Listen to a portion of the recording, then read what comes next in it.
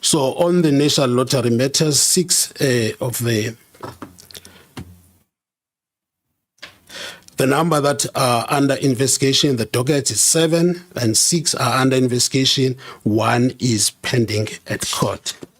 That is basically our presentation, Chair. Thank you. Sorry, I think in your, if I may, so I think in your introduction you said you'd also deal with challenges or something like that on investigations. Didn't you say that? You did, or not? Or factors affecting investigations or something along those lines. So that's the one thing I want to ask. The second is, can you go back to your table of cases? Just keep going and then go to education. I just want to be clear because it says Department of Basic Education, but you refer to NSFAS. Shouldn't that be Department of Higher Education? I want us to clear. It's Department of Higher Education. That is true, Chair. That would be the correct. Yeah. And then can you deal with? I think in your introduction you said something about factors affecting investigations or something. Or I hope I didn't mishear, but I thought there was a theme like that. That was that you promised us. Yeah, on the. Yeah. Sorry, there's another follow-up from Honorable Mente. No, thank you very much, Chair. But also, I thought when we received this document, I thought the presenter will then unpack as they are presenting.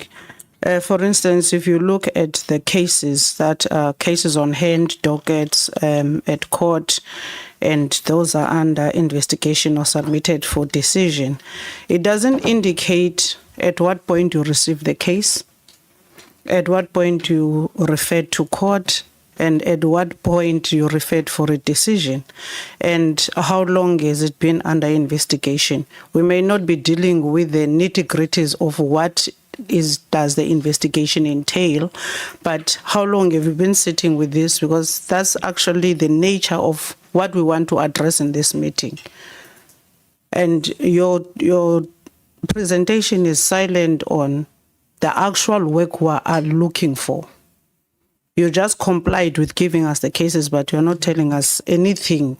As far as I'm concerned, I'm not hearing anything you are actually saying, because you are only telling us what the SIU referred to you and how you categorized it. But as far as everything else we need to know, there's nothing there. Thank you, Chair. Thanks, Honorable Mente. So that's the reason for me prompting this question, because I do want to therefore know what are the issues affecting the investigation, because at the beginning I said it's the length of time that it takes, if you recall, and secondly, how long it takes to reach to complete investigations, remake a prosecutorial decision, and then the court process itself takes forever. So that's why I prompted you then to go back to factors affecting the investigations, because you had said you're going to deal with that, which I think is a correct thing to do.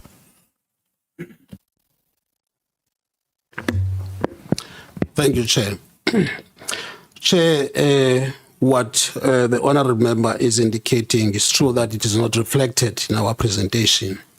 But let me indicate, Chair, that the matters that we have, which have SIU referrals, there are matters that are dating back as far as the presenter from SIU indicated that we are talking about matters from 2020. But the cases of referrals that have been there prior to 2020, we have included them, Chair. And they date far back, some of the cases like maybe 2018, 2017.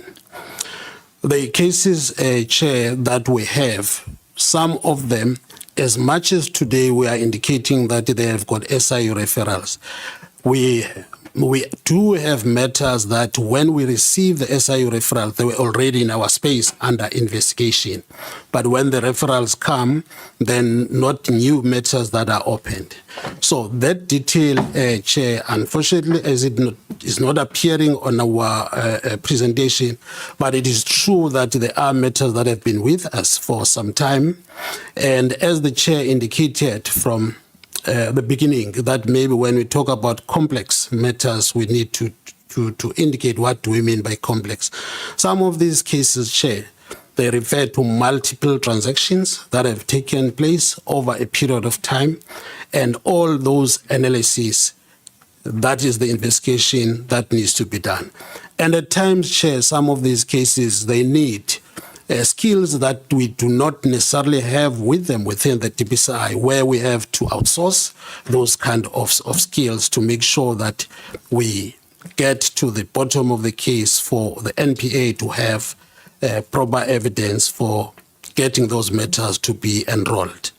So the presentation, Chair, unfortunately didn't get to that deep information, but the issue which Chair raised, where there is an indication in our layout of the presentation that there are factors that also deal, that talks to the delays or the inhibiting factors within our space, though we may not necessarily like to deal with them deep on those, Chair, as if maybe we are putting an excuse.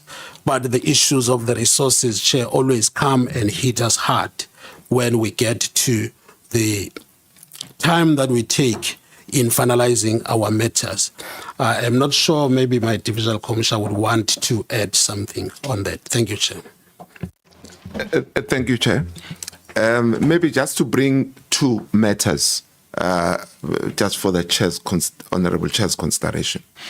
One that he spoke of when it comes to expertise that we do not have in-house will include us. We do have a very limited forensic accounting skills, but it's not sufficient for the volume, and some of them we not even convinced that the expertise would want to try on a high-profile case. Then we have to go and procure that. And our procurement is not the fastest when it comes to procuring the services. And the other information, the other problem that we sometimes face is when it is like, I'll make an example with a matter from the SNDF, where we found that the documents that we are looking for need to go through the process of declassification because it's a classified document.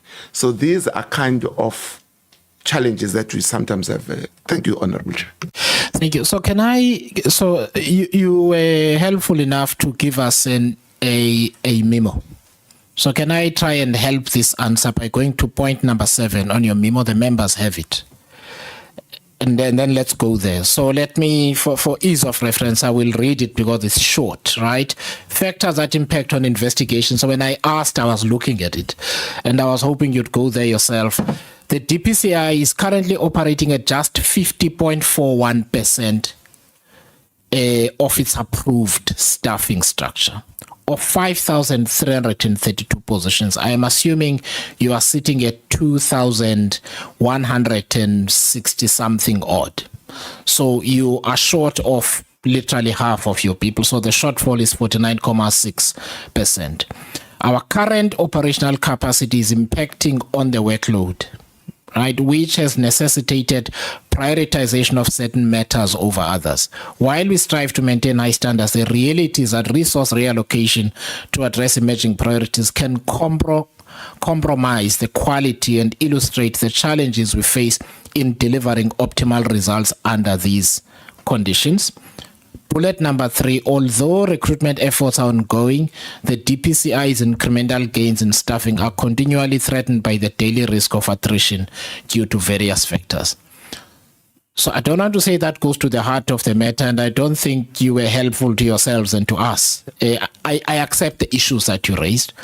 Bottom line is, if I were to read these 3 bullet points, the number of cases that you get, not just from the SIU, but basically financial crime type cases arrive at a DPCI that really has to choose which cases are going to get investigated and which ones are we're going to look at later.